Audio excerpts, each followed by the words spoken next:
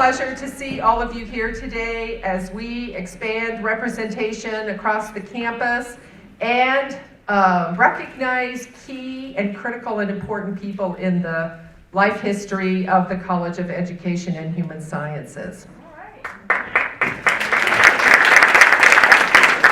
I would want to draw your attention to the pictures on the walls if you have some time to spend after the program ends.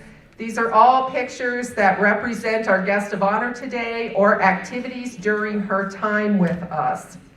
And I can tell that there are many people in the audience this morning who worked with our guest of honor, perhaps were hired by her. I hope there's no one here who was fired by her, but if that's the case, that's true too. And people that she worked with. And I think we all have some lineage to our guest of honor. I'm proud to say that I have a lineage directly to Dr. Newkirk through her students who actually mentored me when I returned to the University of Nebraska to chair the Department of Special Education and Communication Disorders.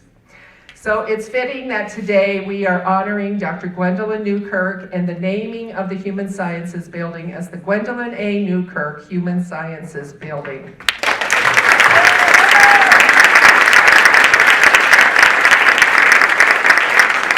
This is a fitting tribute to her undeniable legacy of leadership and service to the college, the Institute of Agriculture and Natural Resources, the University of Nebraska-Lincoln, the community, and the field of home economics. Dr. Newkirk was a leader of action and a leader of change, locally and globally. As a department chair, she blended a subject matter-oriented department with a department oriented to effective program delivery.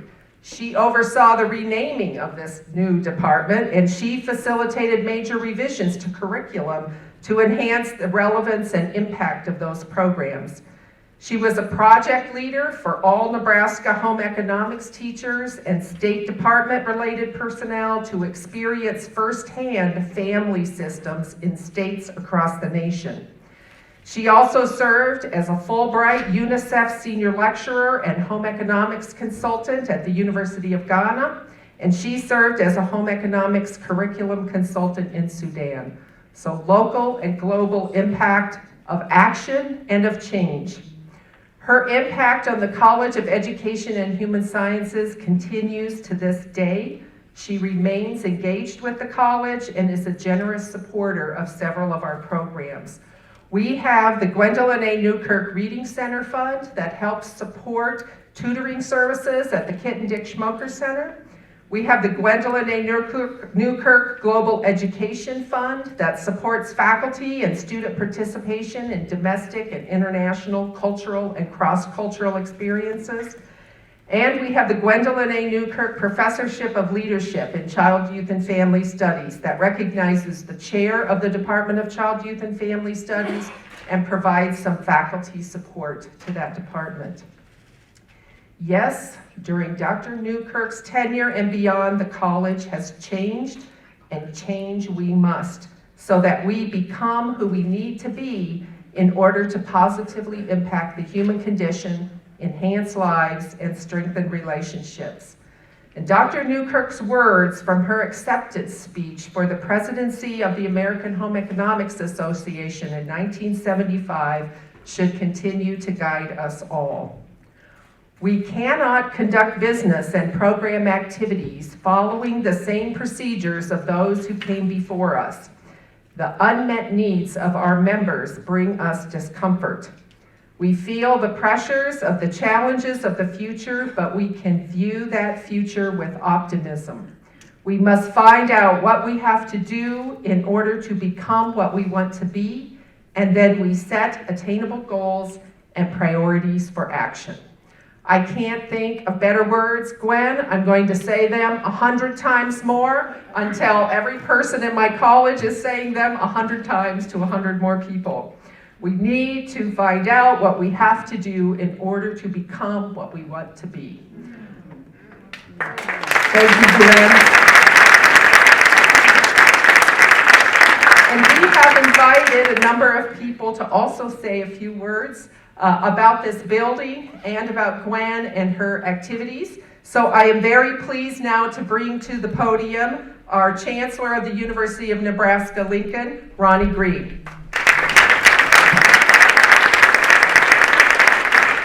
Thank you very much, Sherry. It's a real pleasure to be here today and to be in this facility and to be here to put your name, Dr. Newkirk, on this facility. It's a momentous day in Nebraska, and it's a wonderful thing to celebrate.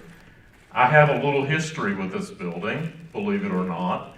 Not directly, not as a student here or directly in the building, but if you look at the plaque on the front of this building, the Board of Regents plaque that is in the little vestibule as you come in, that now, as I hope you all saw, has the Gwendolyn A. Newkirk Human Sciences Building name over the door.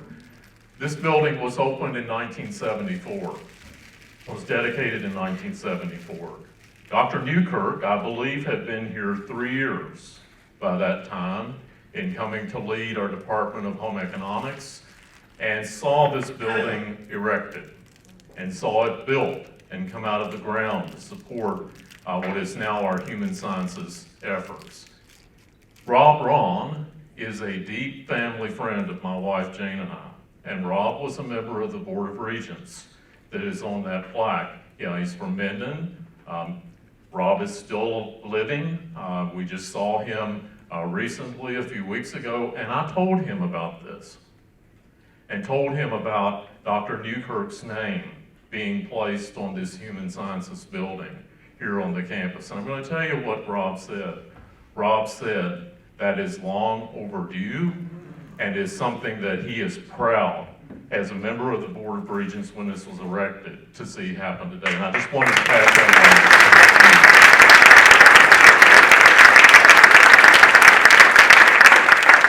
on. Now, Sherry has already detailed a little bit of Dr. Newkirk's accomplishments, and you're going to hear more of that certainly through the morning. But I want to thank a couple of individuals and people who have brought this naming to the fore. Our Chancellor's Commission on the Status of the People of Color recommended very strongly, and I see Gwen Combs here, those commissions brought this to the fore for us to consider the naming. Georgia Jones, I want to point out, Dr. Jones, right over here, also was very instrumental in the recommending of the naming here. So I want to thank you and acknowledge that as well. I will point out to you that in the last 3 named buildings on this campus, they share a commonality. And that commonality is that they honor legacy women leaders on this campus. Williams Town Hall, you'll recall, being renamed on City Campus a few years ago. Carolyn Pope Edwards Hall, that we're celebrating a week from yesterday, I guess, to cut the ribbon on that new facility here in the college, named in honor of our colleague and friend, Carolyn Pope Edwards. And today, perhaps the biggest of all, the naming of the Human Sciences Building for Dr. Gwendolyn A. Congratulations, Dr. Newkirk.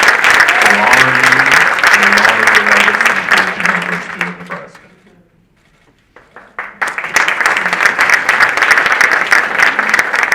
Thank you, Ronnie. And I forgot to mention that the images on the walls, this is a fitting kickoff for homecoming because I believe the theme for homecoming is Throwback Huskers. So here we are, throwing back to the 70s and 80s. So love it, enjoy.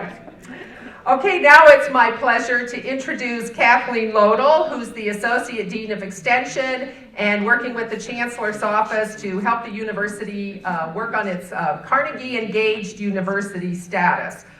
So Kathleen is certainly well connected with Gwen, and we look forward to hearing her words.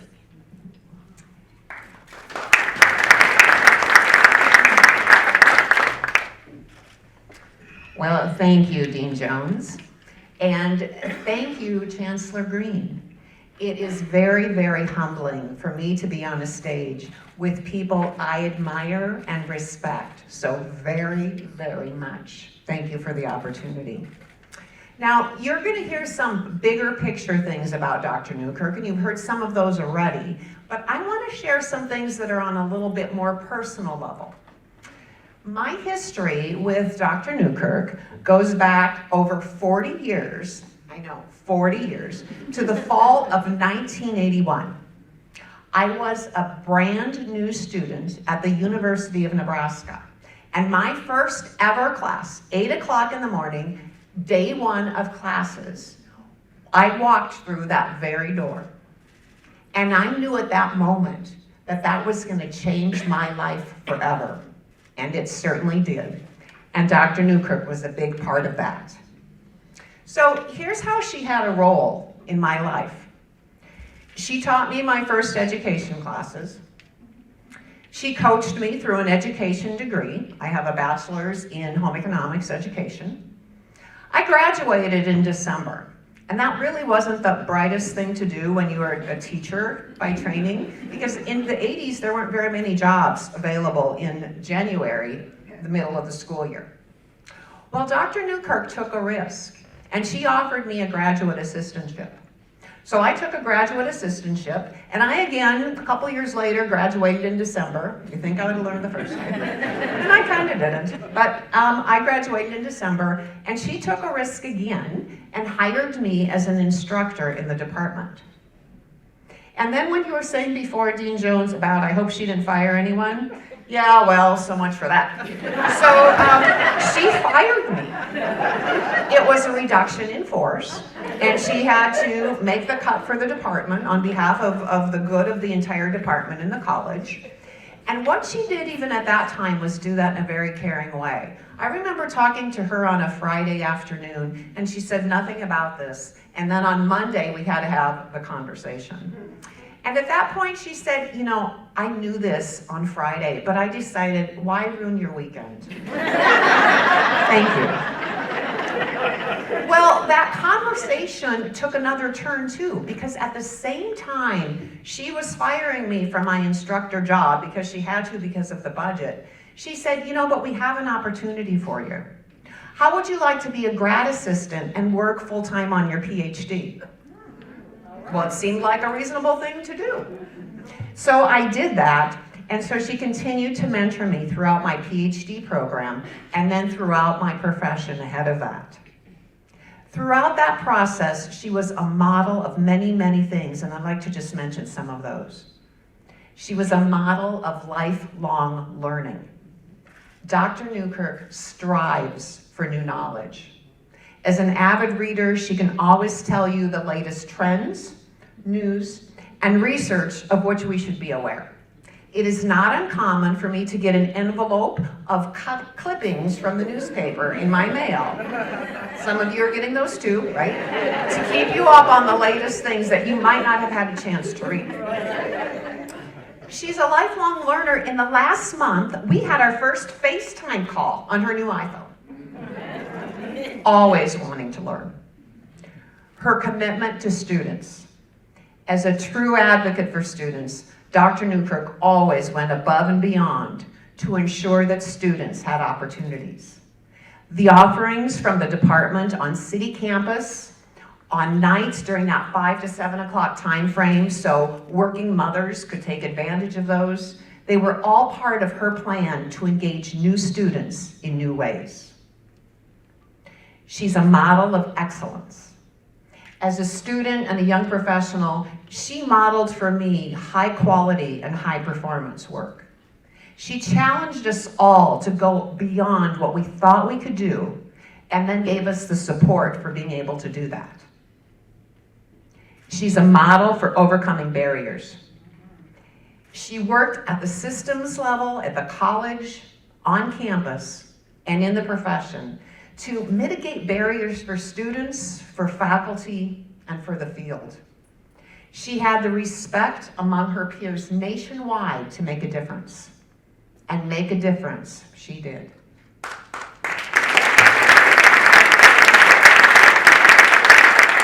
She was a model to service to the profession. Dr. Newkirk instilled in all of her students their obligation to the field of home economics by encouraging students and faculty faculty to be involved in professional organizations and give back to our work.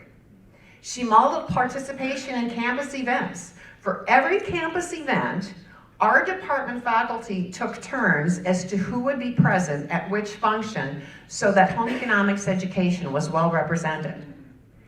Just last night, she said, you know, those INR tailgates are coming up. I got that postcard. We better be sure that the faculty are represented at those so we can have it. Her legacy is ongoing. Dr. Newkirk is a model for risk-taking. She's always willing to take a calculated risk for the betterment of the college, the department, the students, and the faculty. She recruited student athletes to the department. There, they were able to gain skills in communication, management, financial management, and get the nurturing and caring that helped them be successful after their lives here on campus. Like was already cited before, she promoted international work before it was trendy and popular, and in some cases, quite risky. She's a risk taker. Dr. Newkirk carried out all of these attributes with a sense of respect, caring, and finesse. I'd also like to add that since her retirement, she has carried on all of these traits. I've been fortunate enough to continue to meet with Dr. Newkirk, Melinda Holcomb, and Julie Johnson monthly. And I continue to experience their coaching and their nurturing just as much as I did as a student and a young professional. I know of no one who is more deserving of having a space where excellence in learning and preparing bright young minds for our next generation of learners will continue. I look forward to hearing the new freshmen ask, where is the Newkirk building? When they get off the bus over here for the first time for their first class on campus.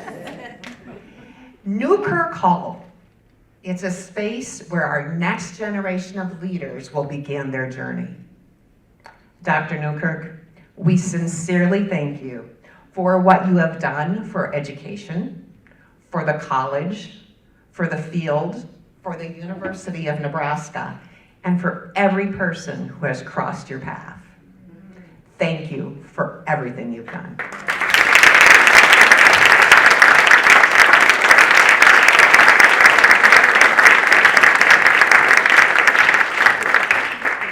Thank you, Kathleen. And I should mention that the Human Sciences Building continues to house programs that are true to the home economics history. Our Department of Textiles, Merchandising, and Fashion Design resides in this building. We have extension work in food, nutrition, and health, and part of our Department of Nutrition and Health Sciences is housed in this building. And lifelong learning happens in this building through the Osher Lifelong Learning Institute. So many ways for students to come enjoy this space, to learn in this space, and to advance their own knowledge and work.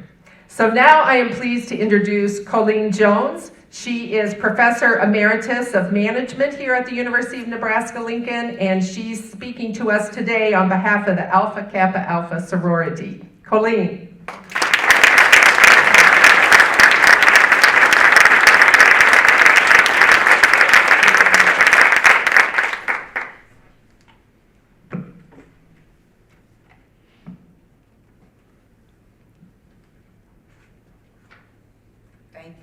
Thank you very much.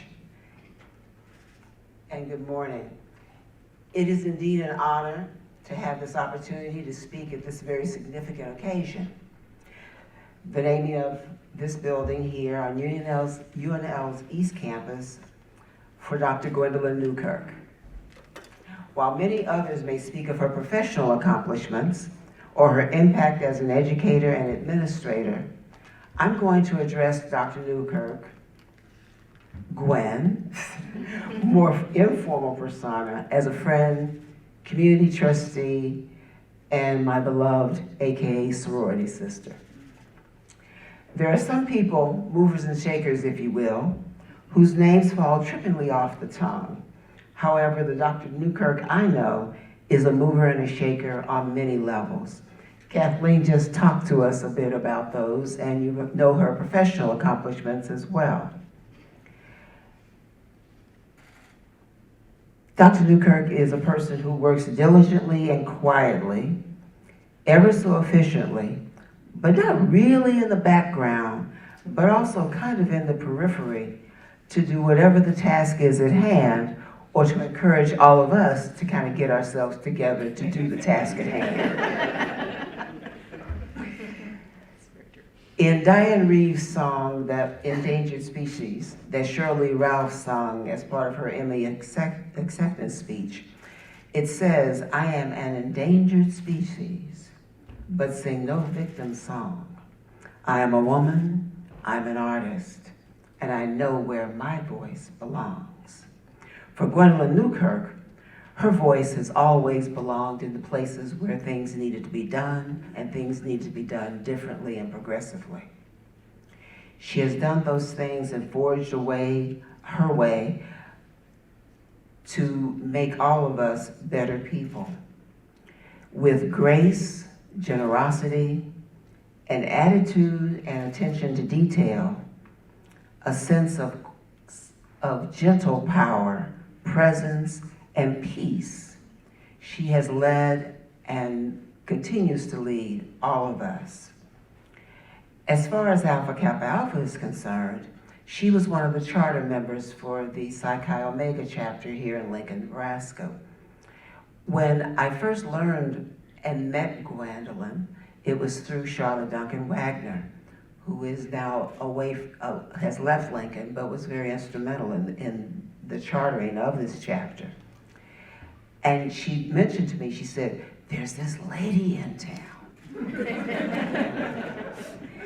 And she said, and she's been here for forever. And she was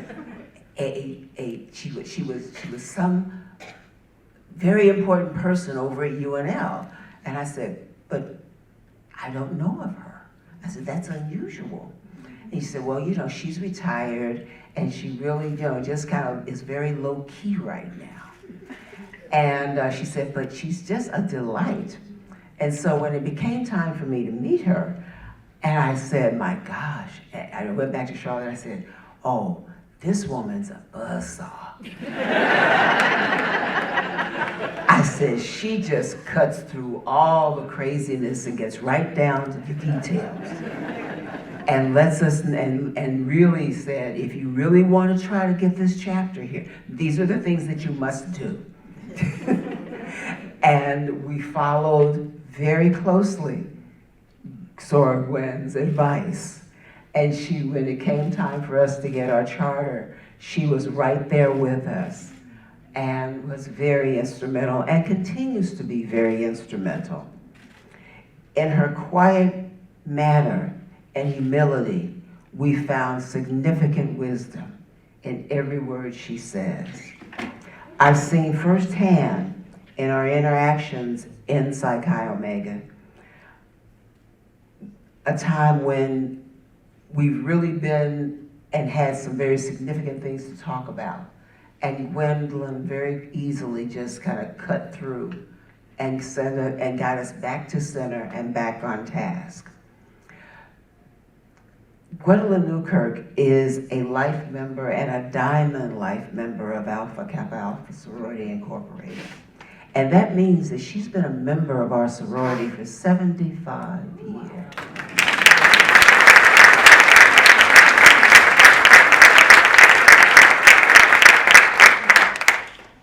And as such, she's been recognized regionally and nationally as a diamond soror. And we all know, and we've heard the expression, that a diamond is simply a lump of coal that's withstood the pressure. And being a pioneer, not only being a woman, but being an African-American woman, going through everything that she's had to go through to get to any status professionally, at the university, and even in the sorority, has been and is a very serious matter.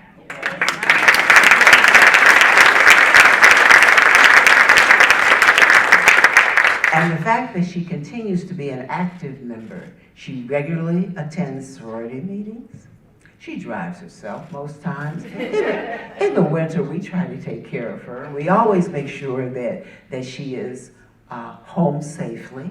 Either we drive her or we follow her home to make sure she gets home safely. She is one of those people who basically and regularly participates in committee meetings.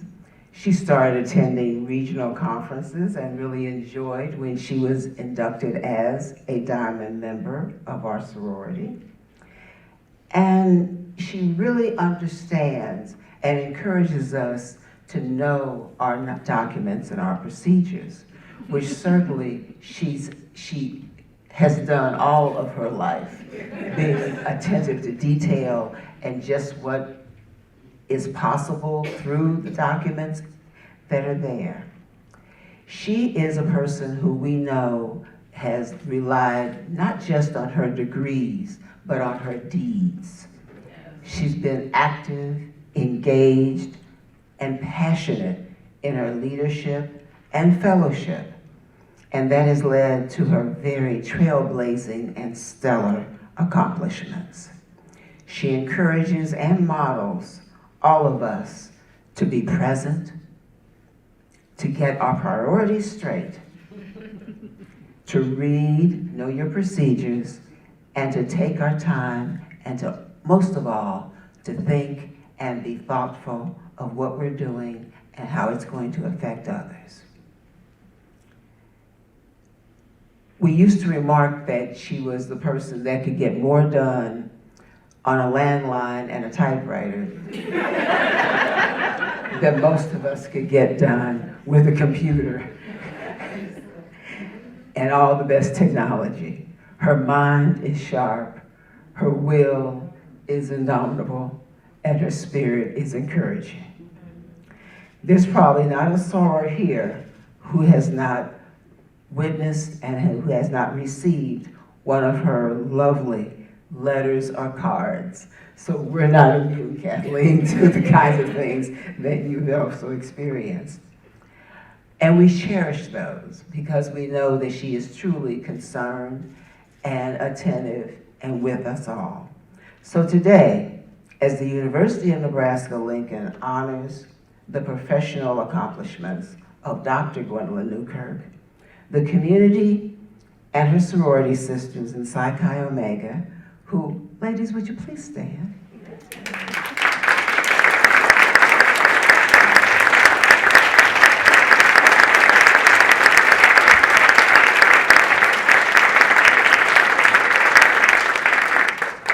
And all those in the sorority and beyond, we are extremely proud that this recognition has been bestowed upon our lovely and beloved Soror Gwen, our diamond, our treasure, and our most affectionately loved Gwendolyn Newkirk. Thank you very much.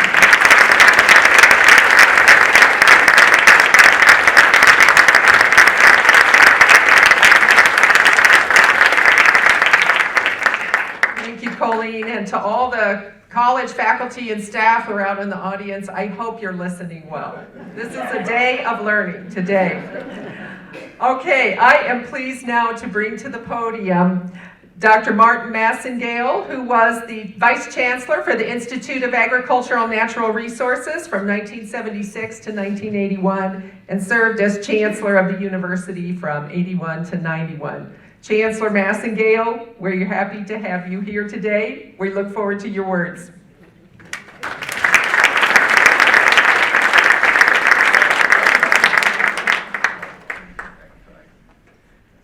My voice carries pretty loud. If you can't hear me, well, I'll hold it, otherwise I will not. Dean Jones? No.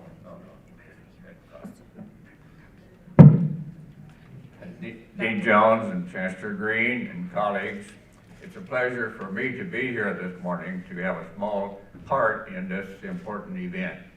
As many of you know, Dr. Newkirk came in 1971. I came in 1976, so she has seniority on me. And we're here this morning to recognize, honor, and celebrate the improvements that she has made since she's been here, but for a very outstanding individual. And like many of us, you probably know that she grew up in Washington, D.C. area, probably in a modest environment like many of us did as well. And as a result, she never let that divert her from reaching her goals and making it a fact. I remember very clearly when I first came here in 1976 that I asked two senior administrators in the Institute of Ag and Natural Resources, Dr. Howard Otteson and Dr. Robert Kleiss, to identify for me some of the significant faculty members that made contributions on which this institution resides its fine reputation. And from the College of Home Economics at that time, they recommended two people, Dr. Hazel Fox and Dr. Gwen Newkirk. And it's easy for me to see after becoming acquainted with Dr. Newkirk and visiting with her why she was one of those individuals. And many of you know that Dr. Newkirk came here from the University of Minnesota, and as a result of that, we were all beneficial. She made a great decision as far as Nebraska was concerned when she came. And I don't know who or what convinced her to come to Nebraska, but I think whoever did or whatever happened deserved a gold star.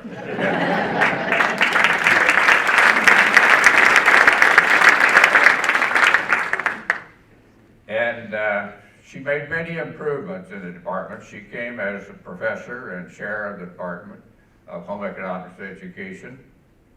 And she made improvements such as integrating or combining related areas into one program. But she had the courage, as has been pointed out already, to change the name of the department. And not many people would do that. It went from Home Economics Education to Consumer Science and Education, which I think was a very important development.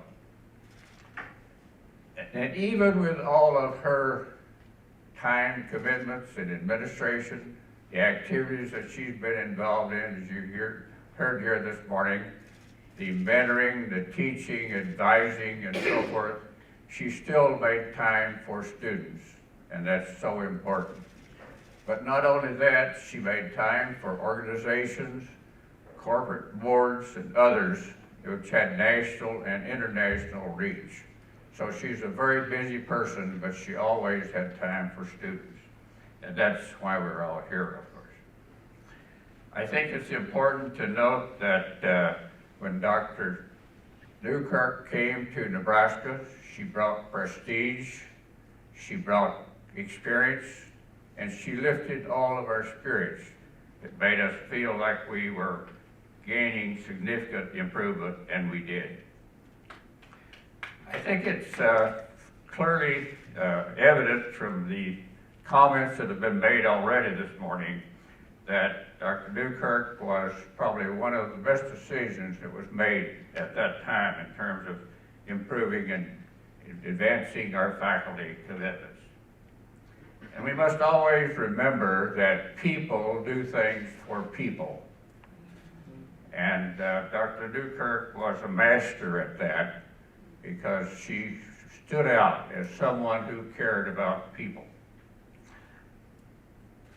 Our primary purpose as an educational institution is to train young people, mentor, advise, and help them become productive and profitable and committing citizens to our society. And I think probably one of the highest compliments that can be paid to a teacher or instructor or administrator at a university is for someone to say he or she cared about you. And there are many individuals, and some of them including former students, have commented to me that Dr. Newkirk cared. She really cared about individuals. And I think that this morning, it's important that we stop for a moment and recognize the contributions of our faculty. Frequently, those of us in administration get busy and we forget to stop and comment and thank the faculty and staff for their contributions. And this university is made up and it stands today for what they have made and what they have contributed over the years, these people. In closing or bringing to close my comments here, Dr. Newkirk, I think, has been very effective in getting Nebraska on the map. She is a world-class citizen, a stellar performer, and a most deserving of this high honor that is being bestowed upon her today. A good job, well done, you true and faithful friend.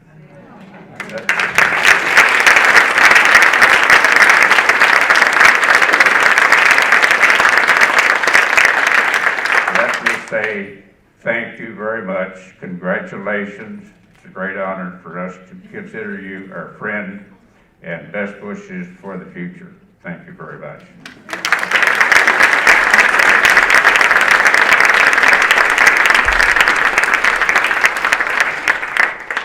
Thank you, Chancellor Massengale. Well, the time has come to hear from Gwen herself. So I am pleased to bring to the podium Dr. Gwendolyn Newkirk.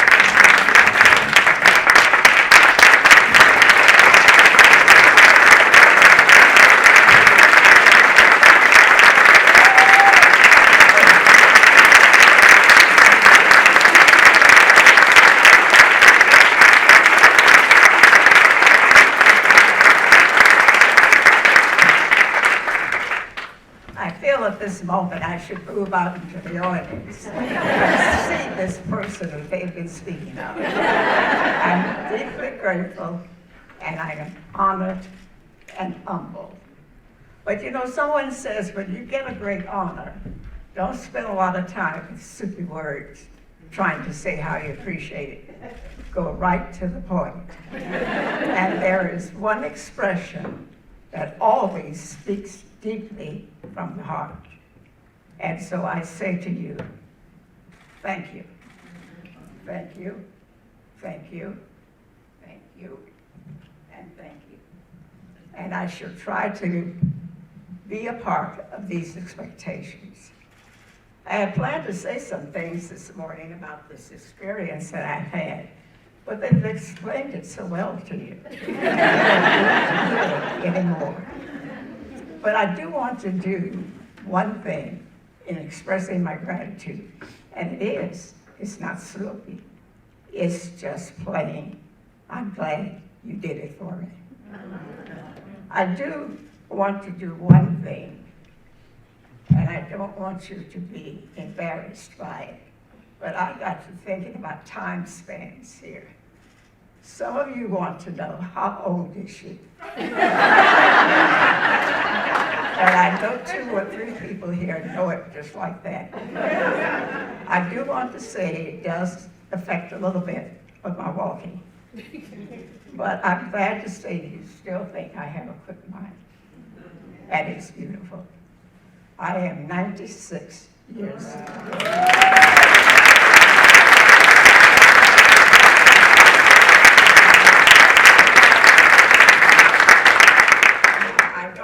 Repeat a lot of what's been said, and so I won't. I'm shifting some cards here in terms of what I thought I might say to you. I want to go back a little bit and tell you about the field of home economics. Nobody's mentioned that, but that's important. I'd like to say that our profession was founded by a person. Her name was Ellen H. Richards, and she was the first woman in America to be granted a degree in science. She's known as the founder of the home economics because she gathered together the isolated facts upon which the science of home economics is built. I'd like for you to remember that our profession is built on the science. It was her leadership that resulted in the founding of the American Home Economics Association. When Mrs. Richards wrote what she thought that home economics stood for, it came to be known as Mrs. Richards' Creed. The statement has been used widely because of its discernment and challenge. And here is what she said. Home economics, ideal life for today, unhampered by the traditions of the past. Utilization of all resources of modern science to improve home life. Freedom of the home from the dominance of things and their due subordination to ideals. Simplicity in material surroundings, which will most free the spirit for the most important and permanent interests of the home and of the society. That is the field I chose. She wrote a creed, and I want to share that creed with you as well, which embodies these present ideas. Home economics is ideal for life of today, unhampered by the traditions of the past. Utilization of all resources of art and science to improve the home life. Freedom of the home from the dominance of things and their due subordination to ideals. Simplicity in material surroundings, which will most free the spirit for the most important and permanent interests of home and family. I have one thing in common with Dr. Richards, and that is when she attempted to get into graduate school following her graduation from Penn, she's in Massachusetts, keep in mind. She knocked on doors, she went to college, application rooms. She went just about everywhere, well-known scientists to be admitted. And do you know what they said? You're not acceptable. A woman meeting one of the first drawbacks in our field. You are not accepted. She went on, however, with her work for the community. And what I like about Dr. Richards is she was working in projects of water for sanitation in her community. But still, she couldn't get in.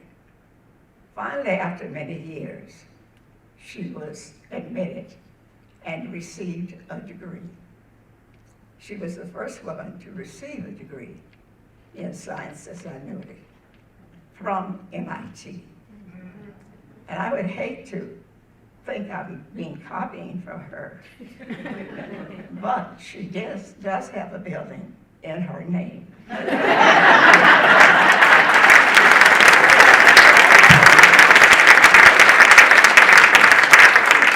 Now, is it any wonder that I enjoy being in the field of home economics? Great was her contribution. My relationship to her was that when I finished my bachelor's degree, I decided to continue on into graduate school. It was mentioned that I grew up in Washington, D.C. I was born in Washington, D.C., but my family moved very early to Austin, Texas. At that time, knocking on doors was saying, I don't know if you know much. Of course, this is in the 60s. I don't know if you know much, but the colleges in the South did not admit minorities for degrees in higher education. So how I got up to Columbia University, someone had established a decidable sum for minorities to apply for scholarships. And that person was from Missouri. And I know some of you remember him and would remember the name. And I applied for one of those scholarships, and I received it. So I went to Teachers College, where the home economics program was at that time. And I did get further added to that, a fellowship. And I want to say one of the nicest things that happened as a result of that and majoring in home economics was learning to conserve. I saved enough money to take my first plane trip back home to Texas. And I said, well, that's great. First, I got my degree. I got it because somebody left money for us to apply. And I did it in spite of the fact that one of the top schools in the area was right in the city where I lived. But I could not attend. So that is one of the kind of aspects of all of this being put together that I remember. And you ask, is it easy doing this? I guess I'm not too upset by a lot of things, but this was kind of an experience to know that in order to attend a school, I had to rely on somebody who was a philanthropist, who made money available so minorities can get higher education. Think about that for a while. It was really a kind of a rough road going. I did go to several institutions to be employed, but nevertheless, it was a fun experience. And I like to think that my learning, I'm going to put another point from home economics to you. Our learning was basically prodded through the association, although the association was segregated too. Our learning was plotted through the Betty lamp. Has anyone heard of the Betty lamp? Home economists have.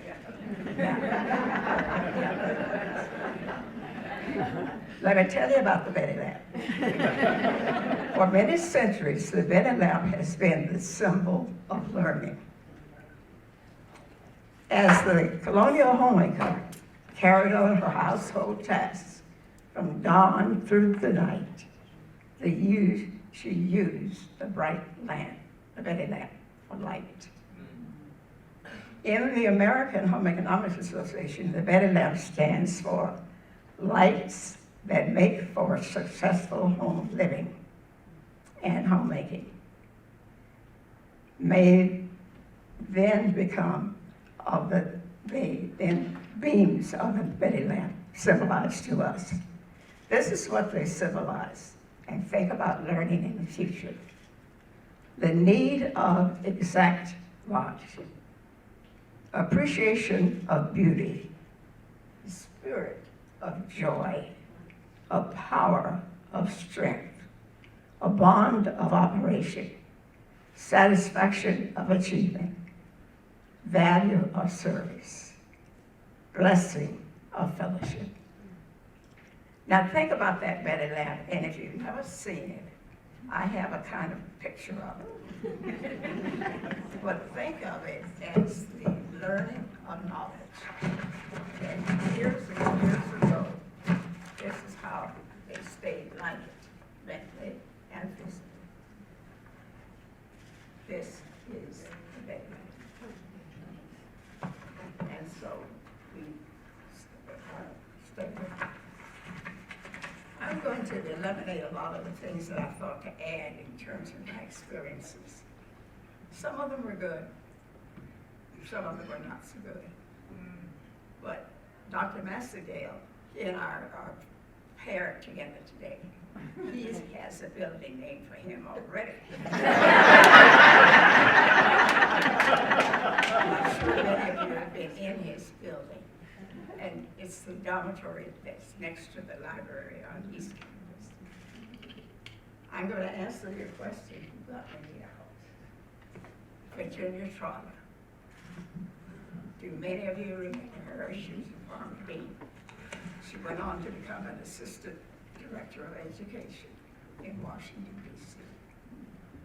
She came to me, and we knew each other very well because we had been in so many organizational meetings together. And I just knew her as a friend, but I didn't know she was keeping an eye on me. Well, the time came here at University of Nebraska, as it does at many other colleges at that time. They needed a little color. And so, at one meeting I happened to be, she says, Gwen, she called me Gwen Lusby, but Gwen, I need you. What else was there to say? I knew her well. She was a close friend. But she said, I need you. She did not have to tell me 3 or 4 times why she needed me. Because all of these colleges were ready now. They had to make a point. And so I said, well, I don't know. And she did say to me, come down and see what we're like. I came down and saw what we were like and came down O Street. I thought we were a little bit in the West at that time. And it was a wonderful experience to know the people. It was surprising when I was invited. I thought of the many people that I knew here at the university. And I thought it'd be kind of fun to be working with them. And so I came. Well, if you knew Virginia Trott, you knew what it was like to be approached. And it was no decision but that I was going to come. That's how Virginia was.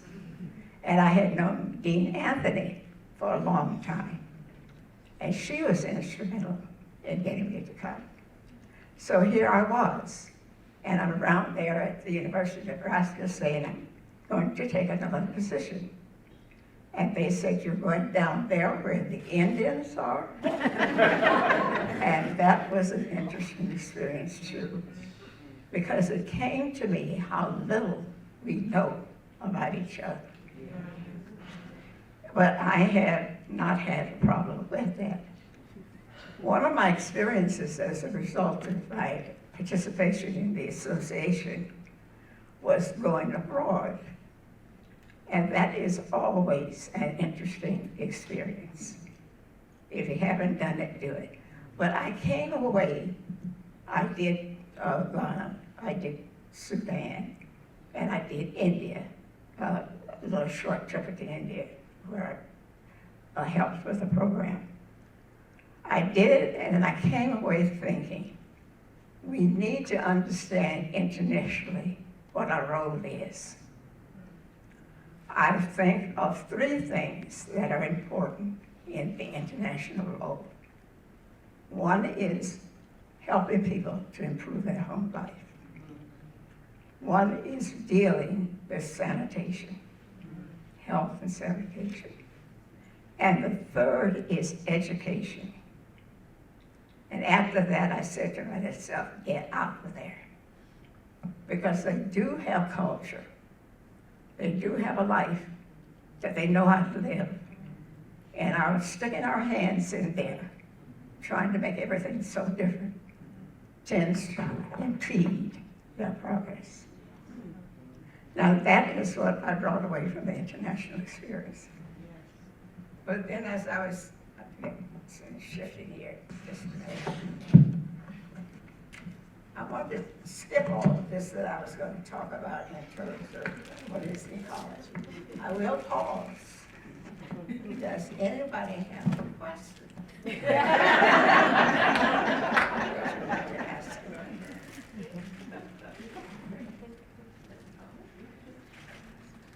I've been thinking about this, and truly, we need to think about tomorrow.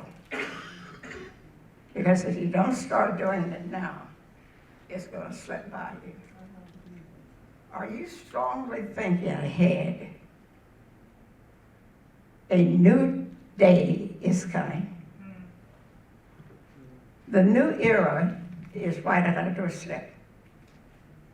And all of these electronics that they tease me about never knowing what's going on, it's gone. But we're standing at the border with our electronics. The new day has been named. And are you aware, we are going into the age of technology. Now, don't ask me the difference. I've read it. I don't understand it. But there is a decided difference between electronics and technology.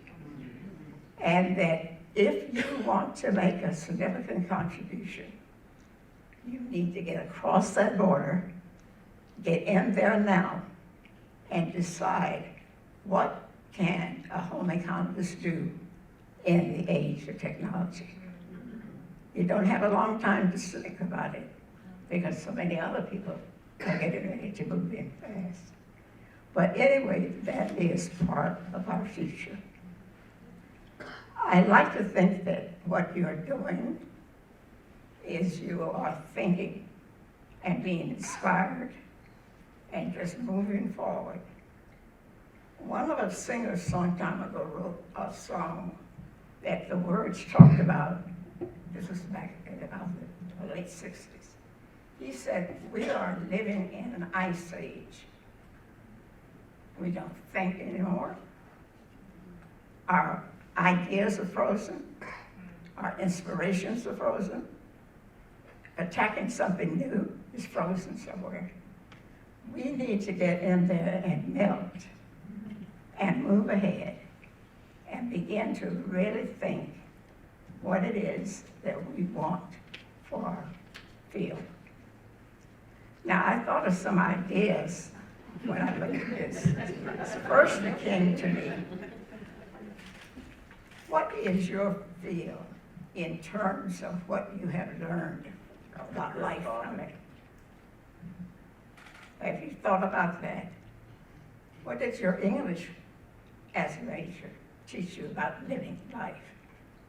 And I ran across a wording that was written in 1994. Everything I learned about life, I learned it in home economics. And there were about 14 items in there, but I'm not going to name all 14. I'm just going to deal about 4 of them. I discovered the power of choice and learned to cope, cooperate, console, and care. Debt is a 4-letter word. Remember when you go out in the world, self-management reduces the chances of you becoming poverty.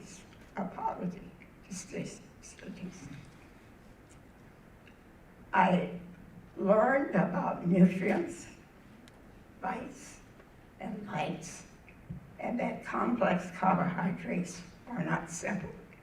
And remember when I also learned that the top 10 list of foods was not hamburgers, French fries, hot dogs, soda, chips, candy, chocolate, chip cookies, pizza, and breadsticks. Be aware then of this one. I discovered that an investment in education yields dividends for a lifetime.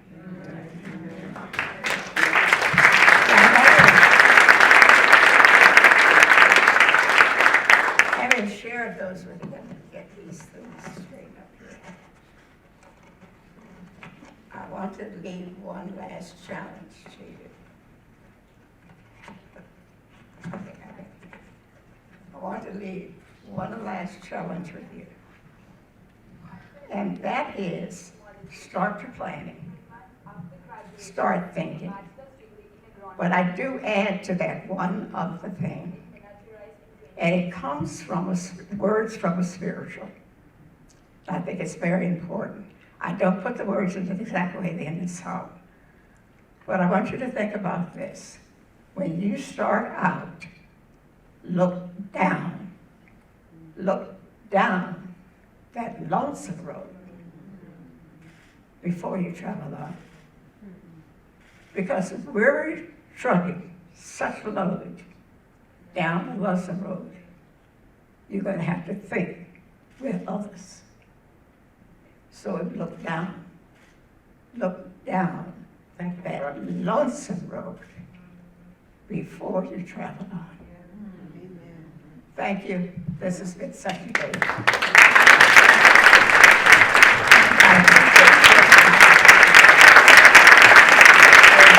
Aren't we lucky to have her? Aren't we lucky to have this woman in our lives? So lucky. So lucky.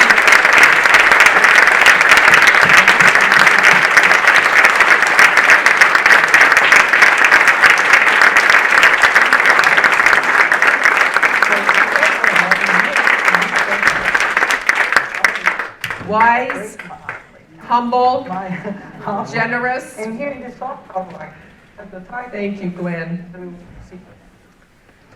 And I want to say thank you to all of you for coming today. I hope you will take some time to greet Gwen before you depart. I want to thank everyone for coming. I do want to thank Madison Waltemath and the Dean's Office for arranging everything for today's event. I want to say thank you to Georgia and the Chancellor's Commission on the Status of People of Color for enabling us to have this wonderful day. I want to say thank you to all of our speakers this morning. A wonderful day of celebration, education, and thinking forward to the future. So thank you all for coming. Thank you. Have a wonderful day.